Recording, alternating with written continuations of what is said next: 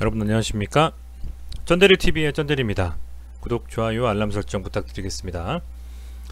보시는 화면은 그 대주주 요건 10억 유지에 대한 그 홍남기 부총리가 이제 사표를 낸 기사입니다. 오늘 두 가지 이슈가 동시에 나왔죠. 홍남기 그 부총리는 사표를 내시고 문재인 대통령께서는 반려했습니다. 그래서 결과적으로는 후임자를 구할 때까지는 현직을 유지하겠다라고 하신 것 같은데, 결론적으로는 좀 스마트 개미들이 우리 시장에 많이 늘어나면서 대주주 요건 10억에서 3억으로 가는 그 이슈에 대해서 상당히 크게 반발을 했죠. 청원까지 올라올 정도였으니까요. 그러다 보니까 아무래도 결론적으로는 국민의 손을 좀 들어준 것 같습니다. 해서 이 개인 투자자들의 힘이 시장에 상당히 좀 강하다라는 좀 생각이 다시 좀 드네요. 대주주 요건을 결국에는 10억으로 세팅을 해놓고 추가적으로 어떻게 언제까지 유지가 될지는 좀 지켜봐야 되겠습니다. 그런 시장 속에서 우리 시장도 다양한 이벤트들이 하나씩 베일을 벗고 어떤 식으로 결과가 나오느냐에 따라서 아마 조금은 강하게 혹은 조금 약하게 어찌됐건 좀 상승 쪽으로 더 갈 것이다 라는 기대감이 많이 있었는데요. 전일에 다우가 1.6% 그리고 나스닥이 0.42% 상승으로 마감을 좀 했습니다. 그렇다 보니까 그런 기대감일지 몰라도 오늘 양시장 모두 개인이 순매도를 하고 외인과 기관이 순매수를 했습니다. 거래소는 1.88% 상승했고 코스닥은 1.93% 상승으로 마감을 했습니다. 상당히 좀 그림이 괜찮다라고 볼 수 있을 것 같아요. 잠시 지수를 보면 일봉상으로 봤을 때 코스피가 이제 갭을 좀 뜨면서 양봉으로 마감을 좀 해줬죠. 전일보다 거래량이 좀 늘어났고 이제 곧 62평선을 터치하는 움직임이 나올 것 같습니다. 그래서 62평선 위에서 좀 안착을 해준다면 추가적인 상승을 이어갈 것이다 라는 좀 생각이 들고요.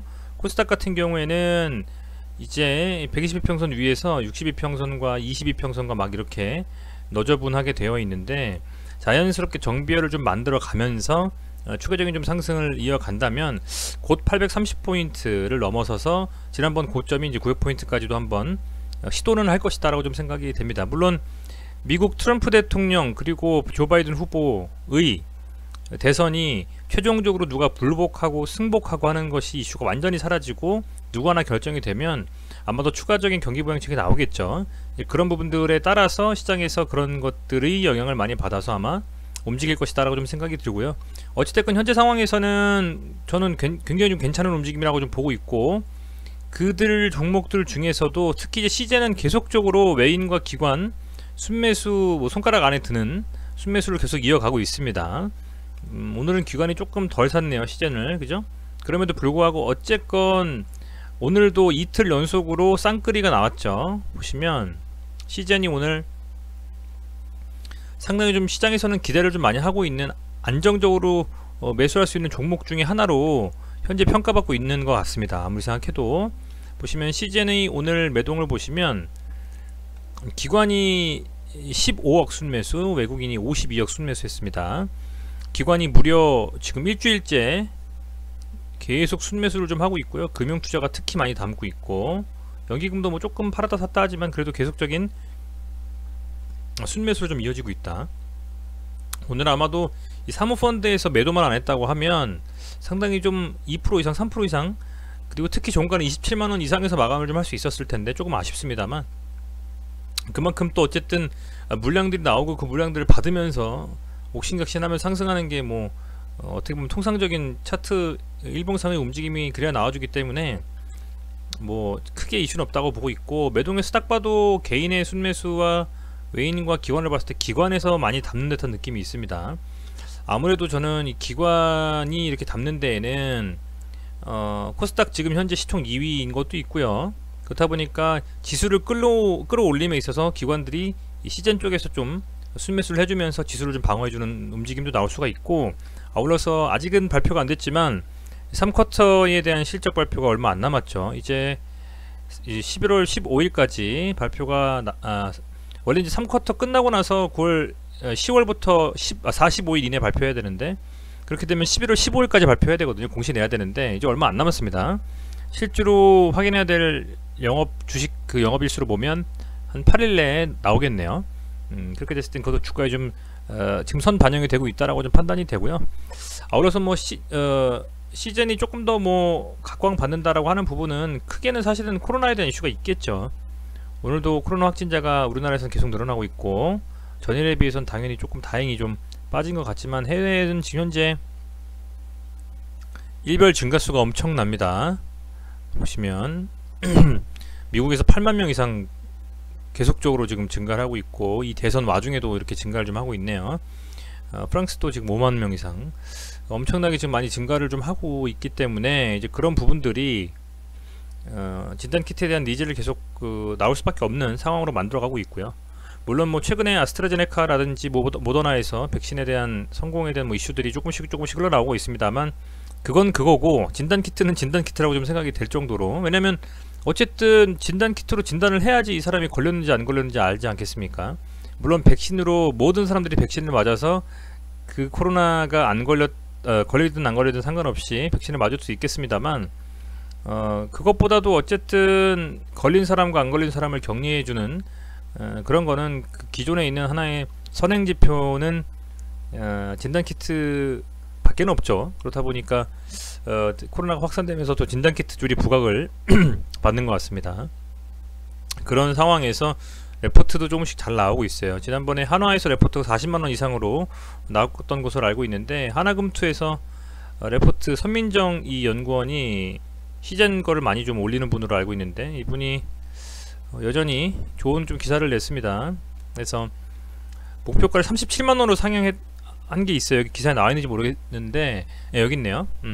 37만원으로 지금 상향을 했고 거기다가 뭐 여러가지 매출이라든지 영업이익은 다 증가하고 있다. 뭐 이건 다 이미 제가 말씀드렸던 거 아니겠습니까? 이제 그런 부분으로 감안했을 때 물론 레포트 가지고 주식 투자하는 것은 당연히 아닙니다만 전체적인 뭐 시장에 참여하고 있는 참여자뿐만 아니라 이런 기관에서 근무하고 있는 애널리스트도 연구원도 이렇게 시장의 좀 상승에 힘을 보태고 있다라고 좀 생각하시면 될 것 같습니다. 사실은 뭐 차트상으로 지금 설명드리고 말 게 없을 정도로 차분하게 그림 좀 그리고 있다고 보여집니다.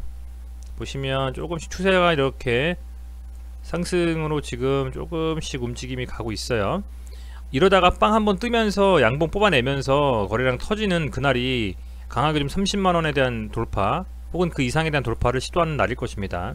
과연 그날이 이런 식으로 윗골을 달면서 그냥 밀려버릴지 양봉을 바로 세우면서 올라갈지는 지켜봐야 되겠습니다만 시젠도 한방이 있는 종목이죠. 한번 상승하면 이 상승이 엄청나게 가파르게 올라갈 수도 있는 종목이기 때문에 지금 시장에서는 많이 좀 기대를 하고 있는 것 같습니다. 그게 사실은 뭐 시가총액도 그렇지만 뭐 영업이익 대비해가지고 어느 정도 수준으로 주가가 올라와 주느냐에 대한 계산도 해야 되겠죠. 뭐 멀티플 10배가 됐건 20배가 됐건 그렇습니다만 현재 시장에서 코로나가 계속적으로 이어진다라고 하는 그런 상황에서 시젠이 하나의 상징적인 좀 종목이 돼버린 것 같아요.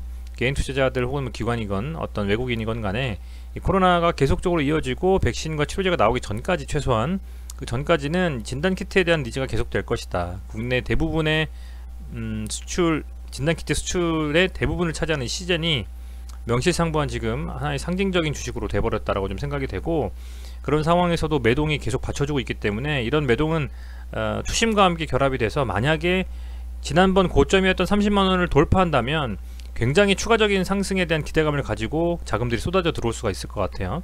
단순히 그냥 가벼운 종목이라면 윗꼬리 달고 윗꼬리 달고 거래량 터지면서 그냥 밀려버리겠지만 그런 허접한 주식이 아니지 않습니까? 이제는. 그래서 그런 부분들을 감안했을 때는 여전히 좀 홀딩하면서 지켜보셔야 된다.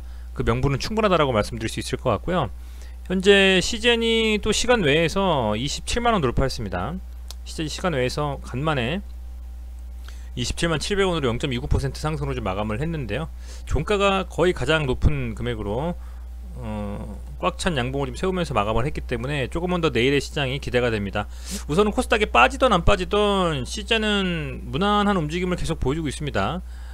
크게 양봉도 크게 음봉도 나오지 않은 그런 식의 움직임을 좀 보여주고 있기 때문에 언제 어느 타이밍에 좀 시동이 걸릴 것이냐 라는 부분이지 어느 정도 상승에 대한 추세는 정해져 있는 상태로 가고 있는 것 같다 라고 이렇게 좀 말씀을 드리겠습니다. 어떻게 이제 대응해야 될 것이냐에 대한 부분은 본격적인 좀 상승에 대한 움직임이 나오고 나서가 맞다라고 좀 보고 있고요.